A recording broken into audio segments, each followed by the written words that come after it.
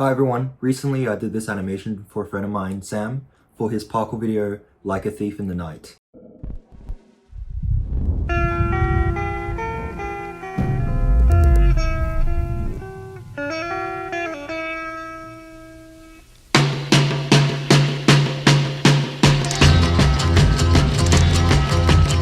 From the first video I sent him to the last video I sent him, took about a month, but I really just worked on it for the last 5 days. A couple of things I learned making this animation. 1, in Harmony. 2, After Effects, and 3, Notion. I'm going to be talking a lot about Notion, organizing like references and stuff like that, setting up databases. Yeah, I think this project was very interesting, combining animation and parkour, because there's not a lot of media out there that does it well.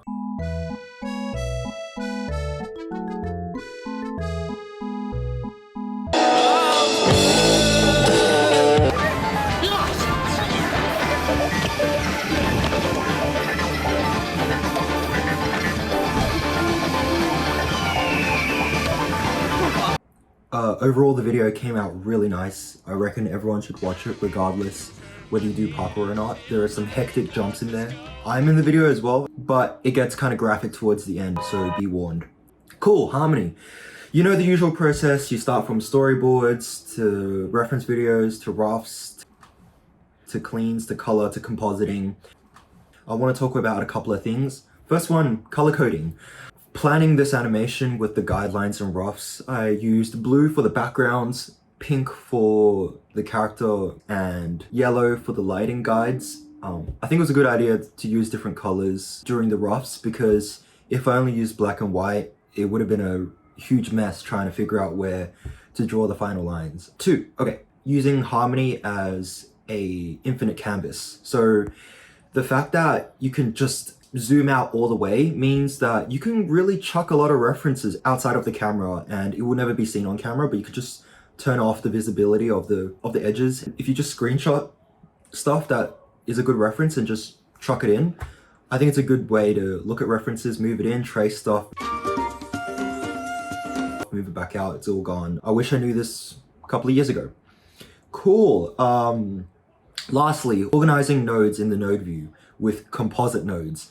If you are at UTS and you have the Harmony subscription, learn how to use comps.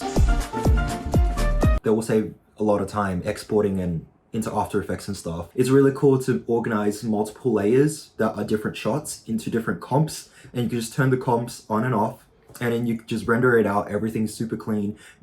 Everything else is hidden, guaranteed. You know, there's no missing layers that just are toggled on visibility. It will make sense if you know what I'm talking about. Cool. After Effects. So, in first semester, we did this assessment called DLT. We animated a podcast, and I take a little on this assessment, but I am grateful that I got to learn some compositing. To the compositing team, Can't thank you enough for the things that you taught us. Everything that I learned from DLT, I wanted to bring into my own personal work. How do I comp my shots? Cool. 1, duplicated the line layer, put a Gassan blur on it, and put a noise filter on top of that Gassan blur. 2, layer styles.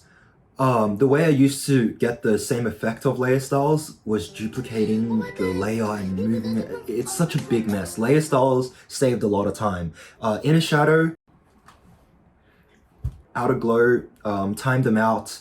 They added a bit of atmosphere for my line work and my color layers. Masking out line layers. This was a good thing that I did, I reckon, because it could focus our attention on specific parts where I wanted you to focus on. So before, everything was clean lines, but after I masked out the lines and timed it out, you could focus on important things like the character's eyes and stuff. Yeah, it made it a little bit cooler, like more mysterious into this light, dark, hidden shadow theme. Okay, let's start talking about Notion. So, the first thing about Notion was the fact that I could organize all of my After Effects knowledge. Every time when I watch a video, I just take screenshots of what is important and I chuck them onto an After Effects page. And I look at that page, and in 2 seconds, I remember exactly what I need to do. I don't have to rewatch the entire YouTube tutorial for 10 minutes to figure out like what buttons to click. I remember the concepts and the fact that it's all organized there. Great, cool. Okay, Notion to organize my project. So I have my Google Drive link at the top. I have the client Sam, the client requests at the top as well for, yeah. I made a timeline database so I know where I should be within the project, whether I should be doing roughs or cleans, or whether I should be comping. And the big thing is a collapsible mood board toggle. If you use Notion, you know that toggle blocks can only have one column. If you try to make multiple columns, it doesn't work unless you hack it. It's a whole thing. I'll link a video up here, but you make a page,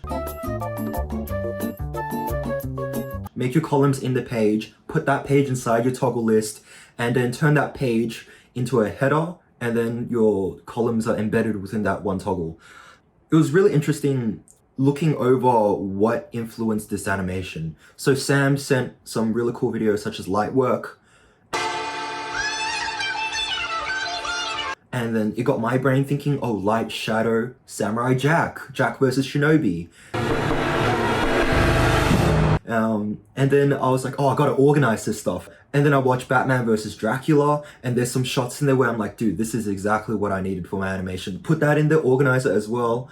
Starry Night Shift for shadows, like that was so good. Behind Bars by Slick Rick, the music video for that is sick. And then Criminal Crime from Jeanette Fantone. And it's crazy how I can see everything in like one page. And if I'm ever working, I could just have this looping in the background and I would have all my references that, you know. Hello, Future Winston here. If you follow Jeanette Fantone, you've already read her latest post about multiple cases of people plagiarizing her work. Now, I don't think my animation plagiarized Jeanette Fantone's Criminal Crime. I did steal the foot running shot, but I stole everything from everyone, which is still bad. I know taking a shot from a company is not as bad as taking it from an individual whose techniques and art is a huge part of their identity, and also if they're independent, it's a whole thing. But, okay, I know the character design in hindsight looks very sus, but I swear to God, like, on God, I didn't steal it. My man Sam just looks like the character. I think the thing that stuck with me is when she brought up that it's an issue when people borrow multiple aspects of the reference media, like the framing. You borrow the framing and the timing and the subject matter, and then the same technical process, and then you call it your own work. Like that's very sus. And ultimately it would hinder your progression as an artist. Now, I think over the last year, I have developed like a very brute force mentality to finding and using references, which I think is very effective. But sometimes the reference is so good that I just take a little bit more than I should. Like, it's not plagiarism. It's not like the Sony PS4 trailer thing. I just know that when I look back at the animation, I could tell when the reference started and ends. Like, no one else can do it, tell, but I can tell. It just feels a little bit choppy and amateurish. I think going forward into future projects, I would just try to take a very small aspect or just one aspect of the reference, and I will try to grow it organically into my own idea, my own artistic voice. If somehow, Jeanette, you're watching this, I just want to say I'm a huge fan. Thank you for making this a very constructive discussion. It's very wholesome. I don't know, I just skimmed the comments and all I see is support. I would like to tag you in the future if I make an animation that's inspired by you, but I don't want to look like I'm clout chasing, so just put your name in the post. I'm a huge fan. The fact that it's in a toggle as well means I can move it anywhere within the page, and once I untoggle it, it's organized as properly as it can. I can also duplicate the mood board and move it into another database or another page, and it's all there. The fact that I can see this on my phone as well, like if I just pretend that this is my phone because I'm using it to record. The fact that I can see everything on my iOS devices as well is pretty cool. Yeah, that's really it. That's all I wanted to say. I hope some of these tips helped you guys out. I wish you all the best of luck on your projects and your artworks, and I hope you guys have fun. Thank you for watching. If you have any questions, leave them down there and I'll answer it, hopefully. Cool. Okay, I hope you guys have a great day. Goodbye.